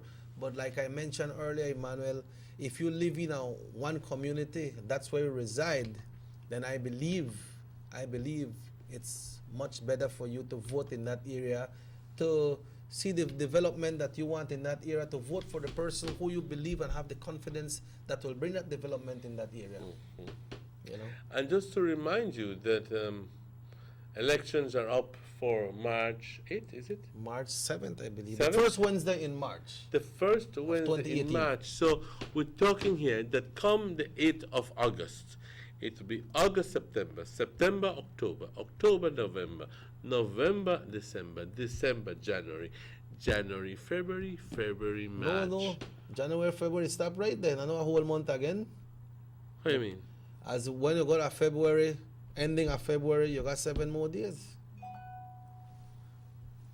Not the whole month. But I'm counting it by the lapse of Oh, months. okay. So, let's go back.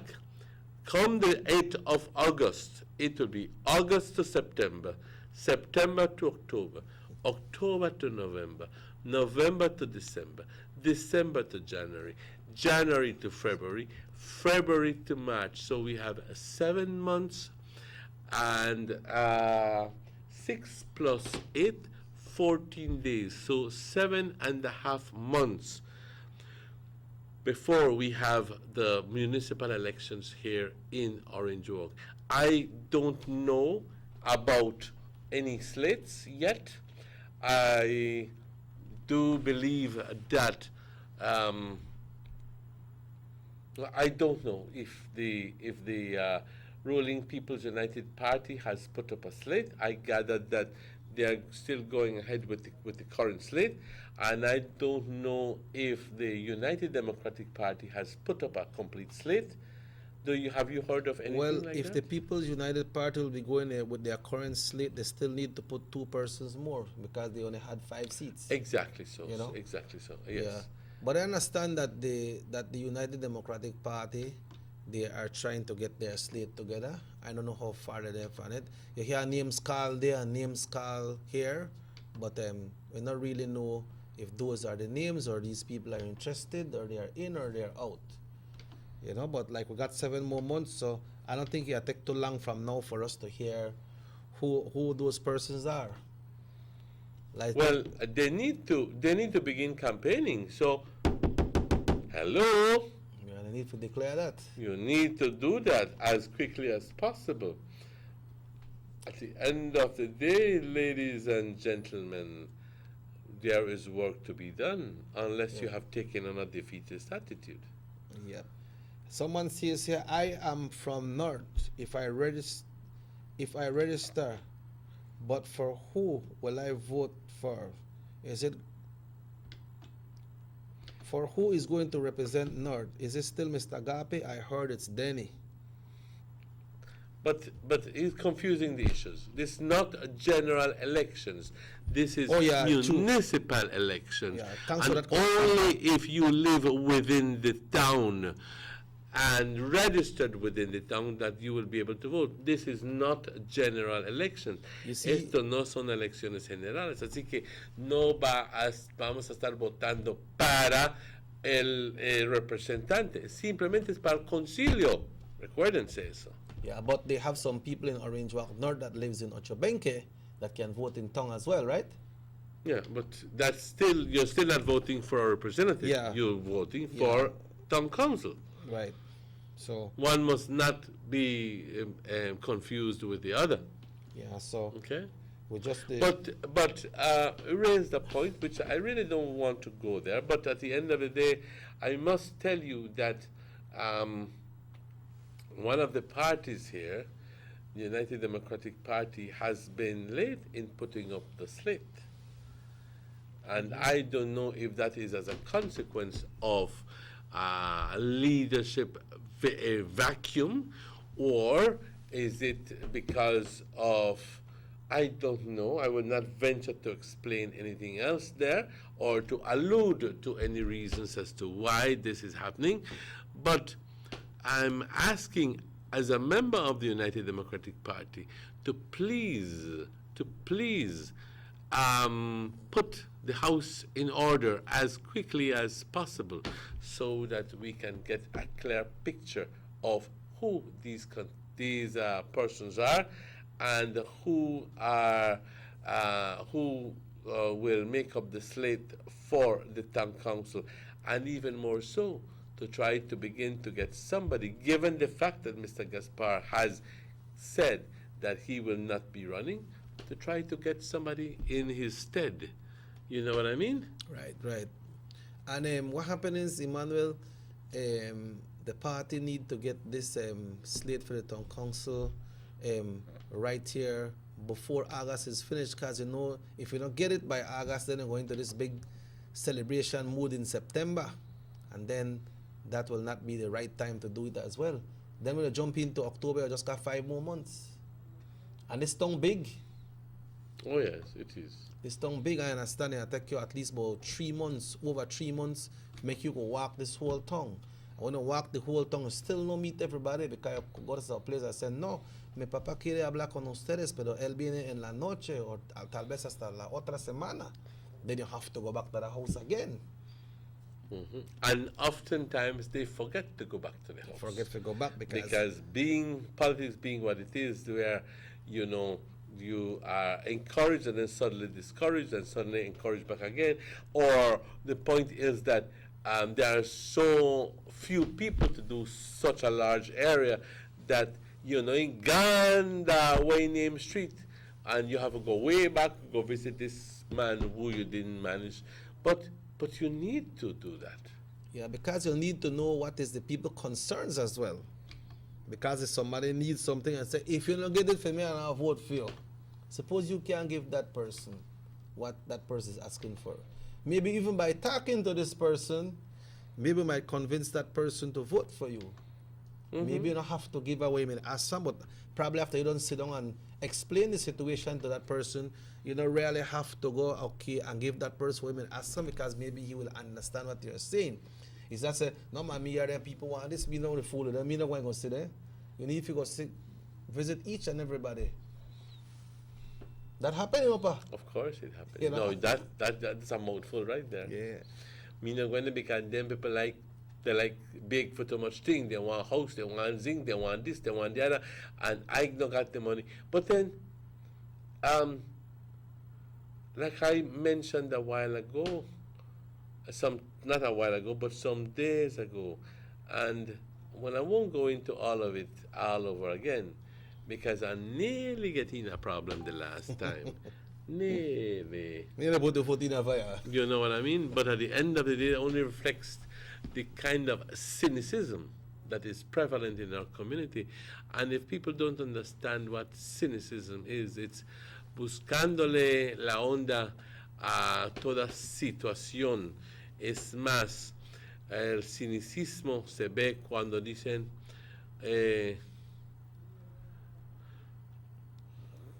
no conseguí que el representante me dé luz para mi área, no conseguí que me pague mi corriente, no logré que me dé scholarship a mis hijos, no logré nada, así que me lo espero en mi casa cuando venga y le voy a decir de que si no me da $500 no voto por él. Y tiene que venir. Y tiene que venir, porque va a venir. Tomar ventaja de una situación. Cuando al final del día, bueno, la gente dice, pero esta es la única oportunidad que tengo para sacarle algo a los políticos. And that's not the right. Y hay cierta gente que en realidad no lo hacen ni porque el representante no les puso corriente, no les puso agua, no les puso nada, simplemente están ahí porque dicen, a mí, yo trabajo, a mí nadie me da nada de eso, yo simplemente, ¿tú quieres que vote por ti? Dame $50.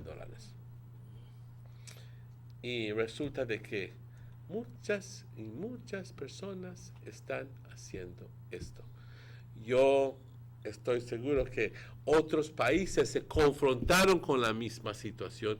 México, los Estados Unidos, muchas otras países, y no solo aquí, pero por todo, Guatemala, Honduras, bueno, en fin, pero se han dado cuenta de que y han estado poniendo leyes en lugar que prohíben este tipo de actividad, que si te alcanzan tú tomando dinero o el partido dando dinero a ciertas personas al bote, que te pueden llevar al bote. Right. Y no solo al bote, pero te ponen momentos de mucha desgracia. And you see, Manuel, this kind of behavior is part of keeping back the progress and the light of a community, you know. Because, like, if then people say, all right, well, you know what? For election day, I need so much. I just have to give this one, that one, Tara one, And when election done, I done with them. I don't give them something.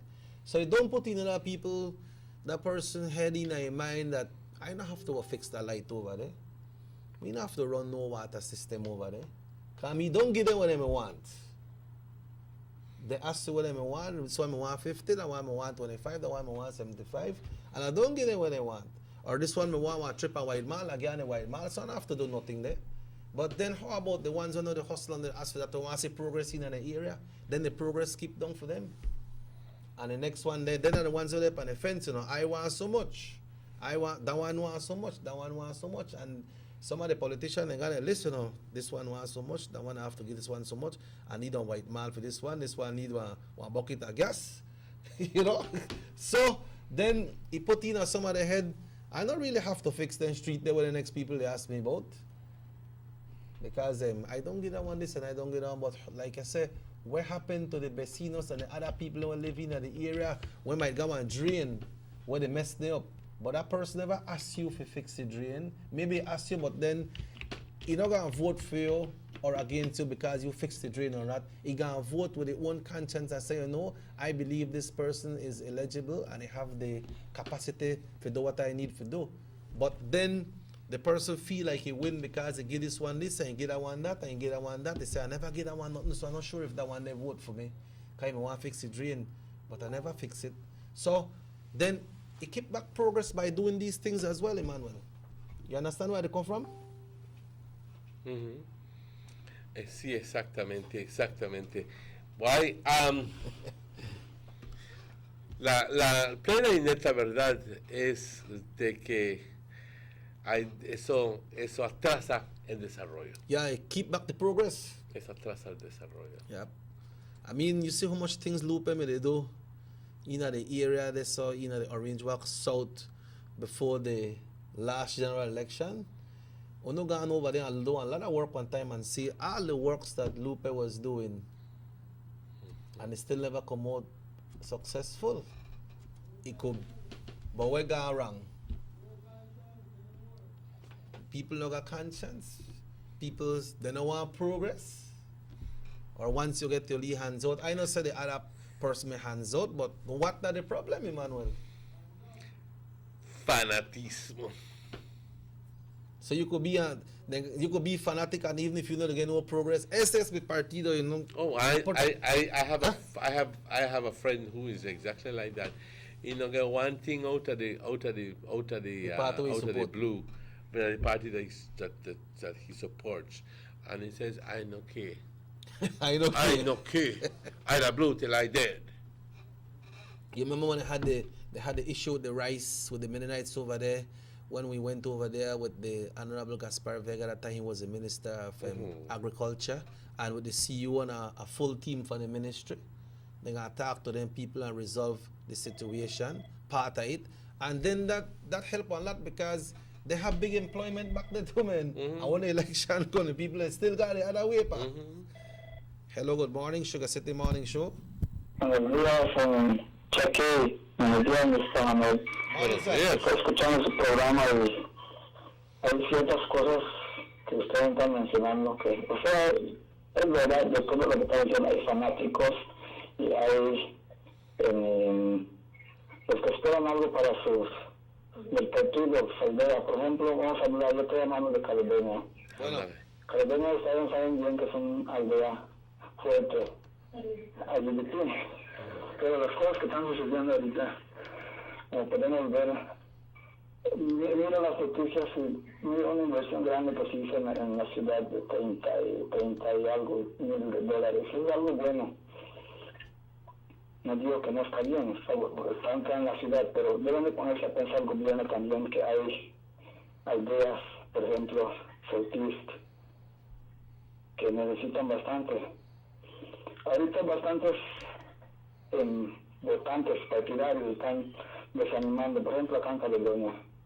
Ya desde que estuvo el PUP nos prometieron la carretera de Caledonia a Buenavista. Entró PUP, salió PUP, entró LDP, nos volvieron a prometer lo mismo. Ahora dos años que venían elecciones nos volvieron a prometer otra vuelta la carretera Buenavista, Caledonia, ya viene convención, ya viene elección otra vuelta, al tiempo que nos queda, y nada está sucediendo. Pues dígame, ¿qué es lo que piensa usted que va a suceder ahora?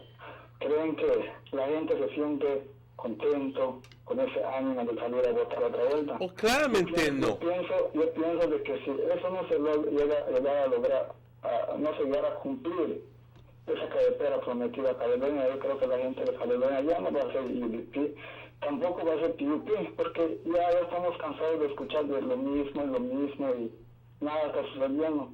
Dígame usted, ¿cómo usted cree que se siente la gente de Caledonia? ¿Qué opina usted? ¿Usted cree que lo merecemos o no lo merecemos?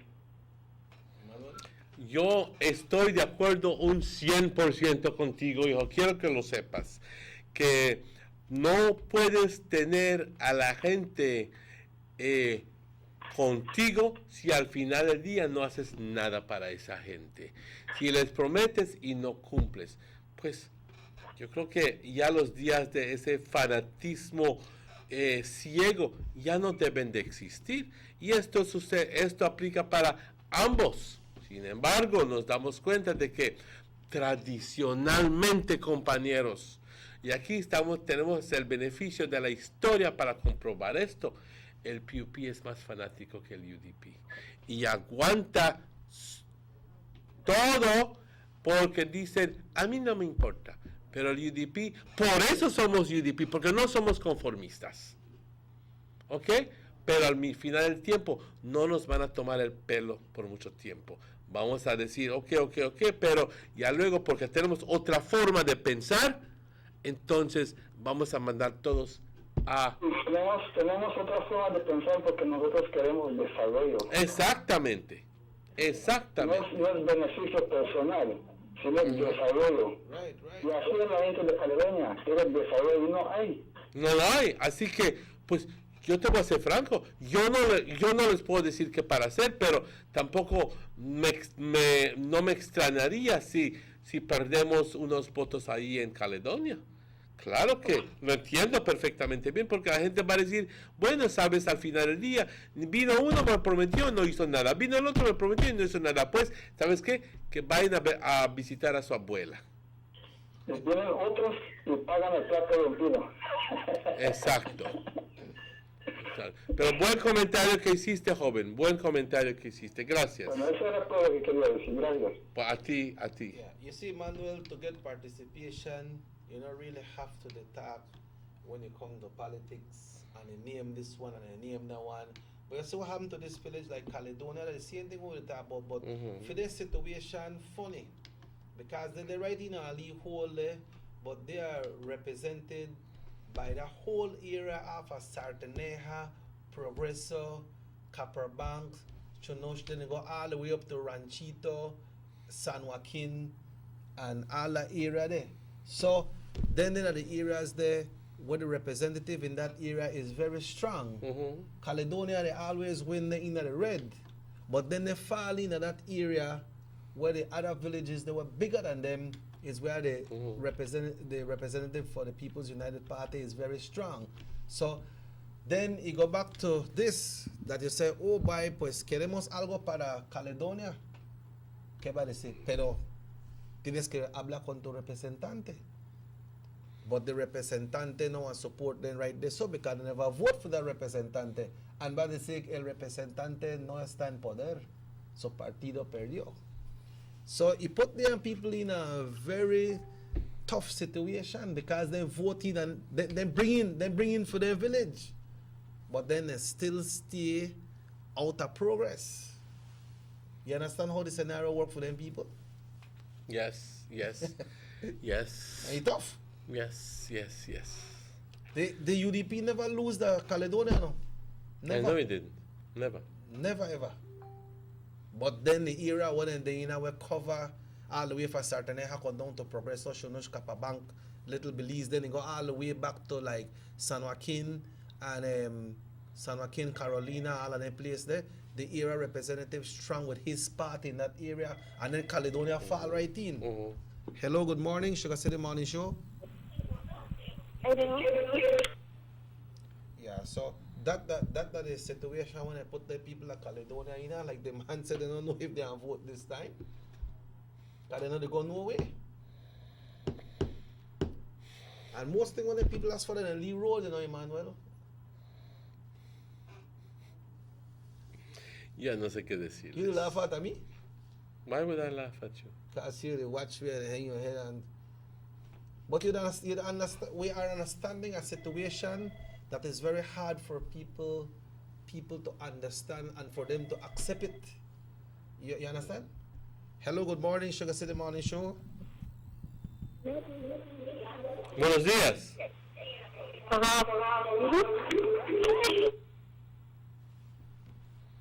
Bueno, si no tienes nada que decir, no llames. Yeah. So, like you said, the fanatic things that will keep back some progress in some era most of the time, man.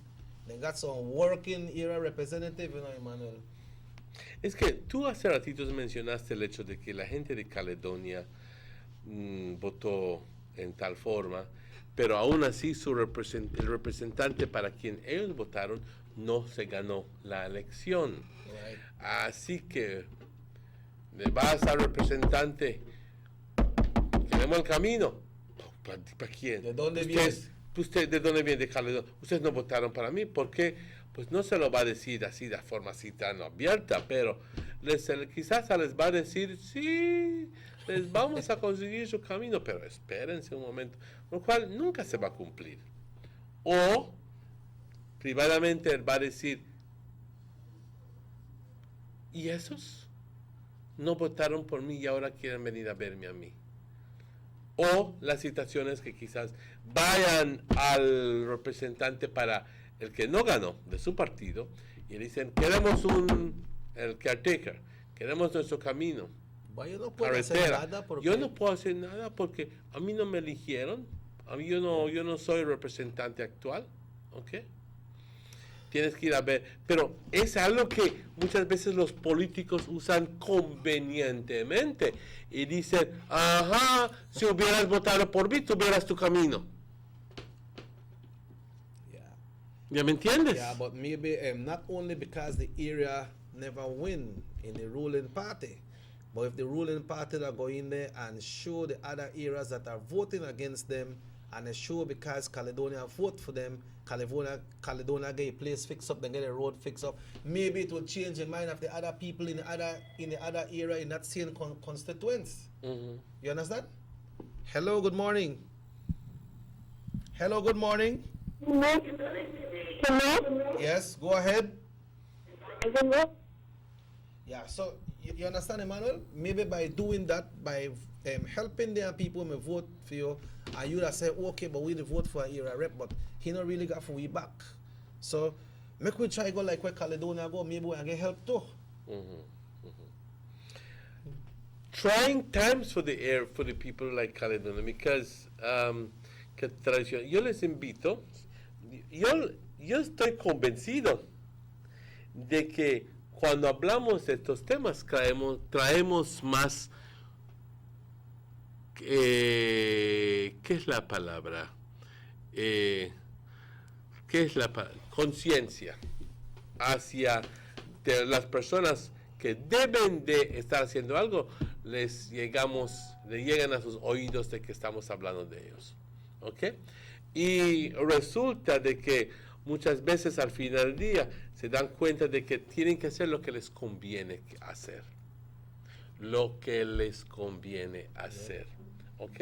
Y si muchas veces para mantener la gente de Caledonia satisfecha y para posiblemente cambiar la mente a aquellos que no votaron para el partido, entonces dice, vamos a invertir $1 millón o $2 millones aquí para apaciguar la situación. Right. ¿Ok? Mm-hmm.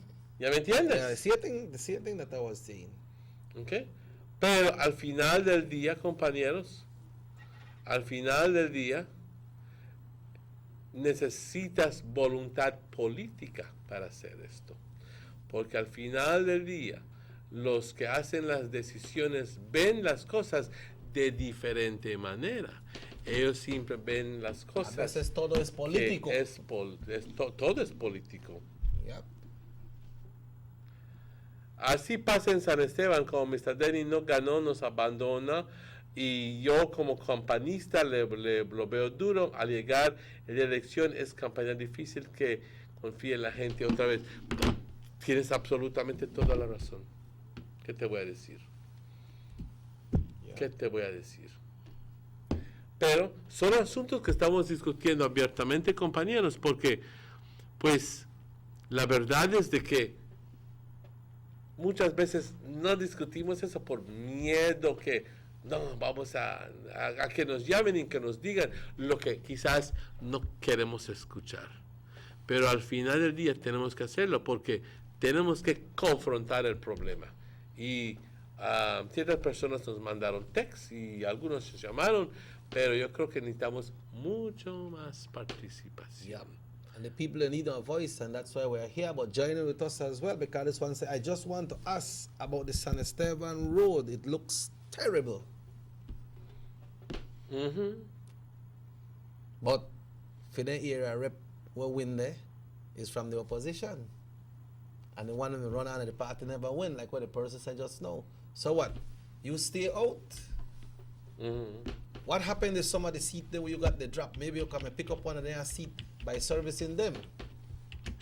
And they could repeat again, but it's all about, like what you say, Manuel, politics, but the time is 9 o'clock. Ya son las 9 de la mañana. Pues compañeros, lunes típicamente hacemos discusión de temas que están afectándonos directamente o indirectamente. Y hoy hicimos un reporte acerca de festival, acerca de la Junta General de la Immigrant Credit Union. Hicimos referencia acerca del la pareja que que una de las personas logró conseguir fianza, pero que la otra persona todavía está en la cárcel. Pero también estamos hablando acerca de esta situación, ¿ok? De las elecciones, pero vamos a estar hablando más de esto como se va acercando el tiempo, ¿ok? Y compañeros, ya son las 9:01, así que tenemos que reconocer el trabajo de Raheem y de Morris, que están detrás de los controles ahí, y también tengo que darle las gracias a Robert Checky Usher, que se une conmigo en este escenario cuando tenemos asuntos para discutir. Y también les quiero dar las gracias a ustedes, compañeros, por su grata compañía. Así que cuando son las 9:01, compañeros, les quiero decir de que este show repite a las 9 de la noche hoy. Y si es que así quieren ver, pueden verlo en YouTube también. Al día. Durante todo el día. Así que, y también estaremos con ustedes mañana a la misma hora, a las 7 de la mañana. Mi nombre es Emmanuel. I'm Robert Checker Usher, reminding you got the 10 to 12 music show coming up today, and also we have the Grandkids Karaoke coming up. We are aiming for auditions around this Thursday, so get ready, folks, get ready. It's going to be $500 cash prize. Kids up to 12 years old, if you believe you have it and you can sing it, then you come. It's the Universal Radio Grandkids Karaoke Competition. It happens right here on Nortevisión Channel 10, starting on the first Friday in April, which is in August, next week Friday, and it runs until the 1st of September. It's kids up to 12 years old can join this competition. It's a little initiative for them to get a little cash to go back to school. It's $500 for the first place. The second place is a tablet and other school items. So we ask you all to join in. Auditions will be doing this Thursday, 2 o'clock, right here at Nortevisión Channel 10. Bring your kid. It's going to be clean fun. We'll be having great judges. So it's an opportunity. Well, compañeros, muchas gracias por su sintonía. Nos vemos mañana a la misma hora. Se cuidan mucho.